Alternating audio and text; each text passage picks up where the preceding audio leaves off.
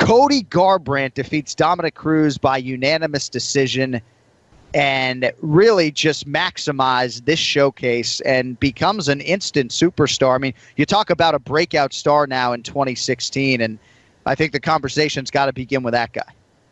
Cody Garbrandt shut my mouth, and he shut everyone's mouth out there. And he shut Dominic Cruz's mouth, for that matter. I mean, Cody Garbrandt is a special, special fighter. One of the best fights, first of all, that I've seen all year because of how technical it was, because of the fact that it went 25 minutes, because there was just so many great techniques back and forth. Cody Garbrandt stepped up the level, man. Defensively, he was just phenomenal. He was out-doming Dominic. And that's what was so surprising, I think, is that, yes, we all knew that Cody Garbrandt could win. We all knew that he had the knockout power to beat any 135-pounder in the world, including Dominic Cruz. But to outslick him, to have better defense than Dominic Cruz, to have better wrestling than Dominic Cruz, I mean, he beat him at everything. He really did. It was such a clean, beautiful performance. I don't think anyone expected that, and Cody just took the game up a notch, man. As good as Dominic was, I thought Dominic was a step ahead of everybody else. I said, what Dominic's doing is just, it's a league above what everyone else is doing. It's going to be very difficult to catch him. What Cody did is he waited for Dominic. He decided to say, okay, listen, the best thing about Dominic Cruz's game is that he's a good counter fighter. I'm going to take that out of the equation, and I'm going to counter him. I'm going to sit back and wait for Dominic to move forward, because Dominic, when he does move forward, his hands drop. He only throws one or two strikes at a time. Cody waited for him and countered him beautifully like a sniper.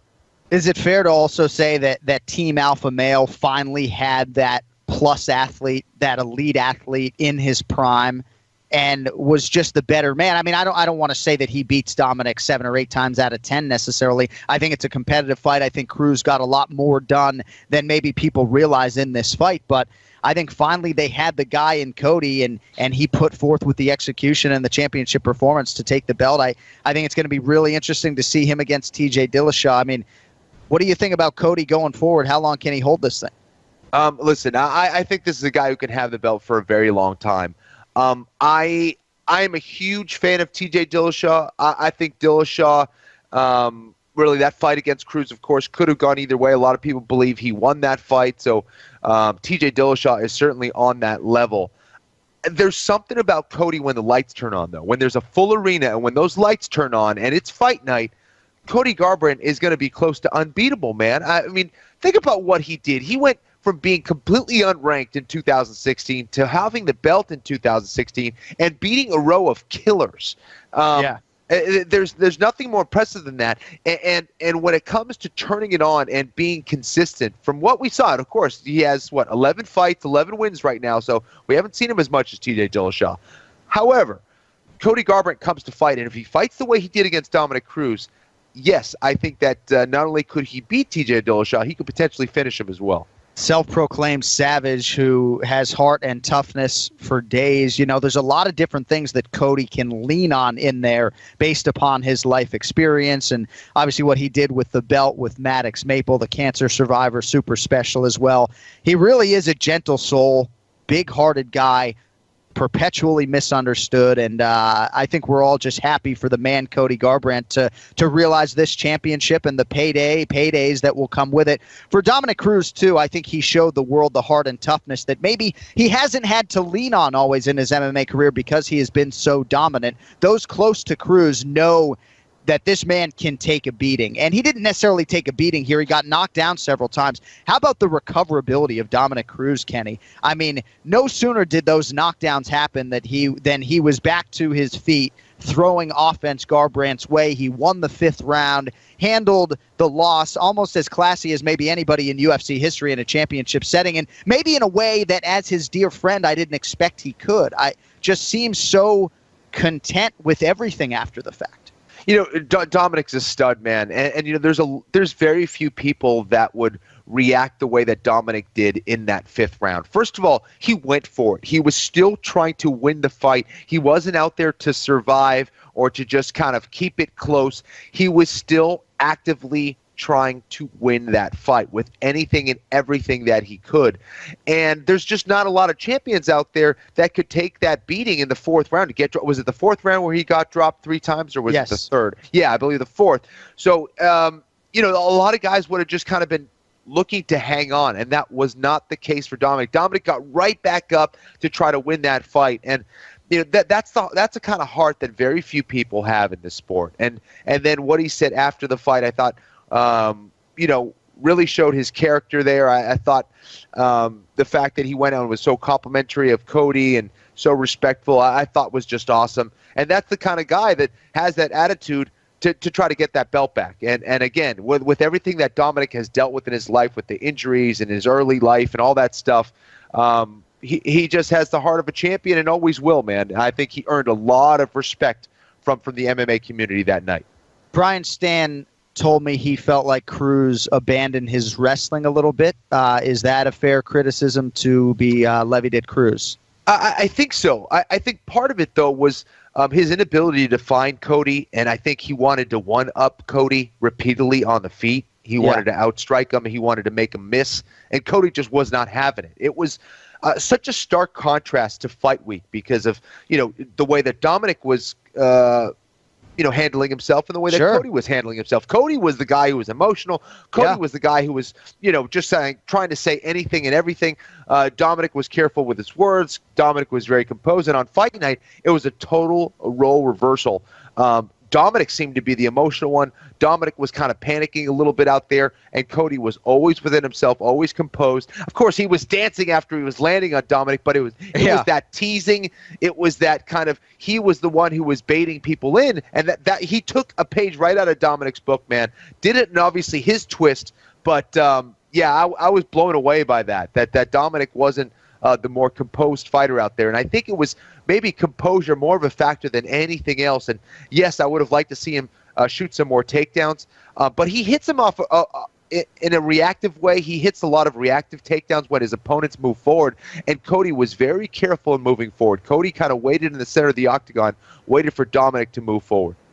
Seemed like Dom felt just eventually that he would touch what he believes to be a suspect chin of Cody Garbrandt and never was able to land that kill shot or really even put Cody in any danger. I mean, he was certainly swollen and limping on our set, and I think he has a whole different even level of respect for Dominic Cruz, as is the case, of course, when you share the octagon with somebody, I would imagine, for 15, never mind 25 minutes. Interesting that Cruz's greatness almost goes up in the eyes of some people based upon what different layers of him you saw in this defeat. But of course, the story is Cody Garbrandt, just with an epic championship performance as underdog. All indications are, Kenny, as Dana White told us on the post-fight show, it looks like he's going to make the fight with TJ Dillashaw next. Certainly, prevailing wisdom would be that you would be able to make that fight quicker than a rematch between Garbrandt and Cruz. Dom just fought 3 times in 2016. Not sure he would want to turn around for a quick rematch. Cody certainly wants to be an active champion, but he'll probably want some time as well. Your thoughts on Dillashaw now as number 1 contender and his win over John Lineker, 30-26s across the board? Well, yeah, absolutely. It should be Dillashaw. The performance that he put on against Lineker was just gorgeous. Firing on all cylinders. Lineker had no idea what was coming next. And, you were talking about takedowns with Dominic Cruz earlier. That is kind of the missing piece of the puzzle for Dominic. That's what allows him to get everything going. And that's that same missing piece of the puzzle for Dillashaw that he was able to find in the fight against Lineker. I mean, once you're firing on all cylinders like that and you're getting kicks and punches and knees and the clinch game's going and you start hitting the takedowns, the fighter starts to check out because he goes, shit, this guy's landing everything. He's doing whatever the hell he wants to me. I have no idea what's coming. And it just freezes a guy up. And that's what happened to Lineker. Lineker didn't even really swing even like a wild man anymore because he was missing so badly or he was getting taken down so easily. Dillashaw and Cody, that's the fight that needs to happen. Obviously, these guys have a history. Dillashaw claims that he used to make Cody cry after practice several times. These guys are former teammates. There is bad blood between these two. They are very similar in their capabilities and their athleticism and what they can do. So I love that fight. It's a fight that has to happen. It's a fight we've all been waiting for, and we will see that fight. That's the right call, and hopefully both those guys stay injured. And just to go back to Dominic Cruz, we don't know that he was maybe 100% healthy. Maybe he had an issue. I'm not making an excuse at all for Dominic, because these are the things that we say. And Dominic said that he was absolutely healthy, but he certainly wasn't moving in the same way. And the question is, was it due to the fact that Cody was just so damn good, or was Dominic actually hiding an injury? Yeah, I really think Cruz was healthy, and I just think maybe sometimes you're just a little bit flatter than other nights on fight night. There was certainly not the speed in Dom's step, or just the urgency maybe with the footwork at times that we saw against Uriah certainly, and against TJ Dillashaw earlier in the year. But I told you, and I know you sort of share some of these sentiments about TJ Dillashaw being criminally underappreciated in terms of, his case for being the greatest bantamweight of all time. I hope this win over Lineker helps that a little bit. Goes out and dominates Rafael Assunção at UFC 200. Of course, that was after the very close fight against Dominic Cruz. This is the guy that absolutely ruined Renan Barão twice, right? So, yes.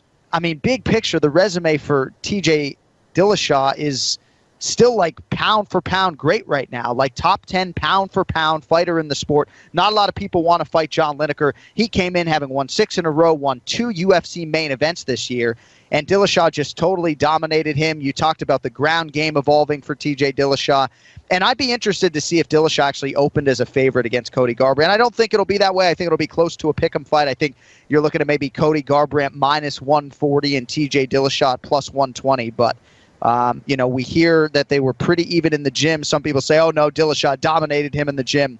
Who knows? But, dude, talk about a preamble to that one. I mean, the build-up for Dillashaw Garbrandt's going to be pretty absurd.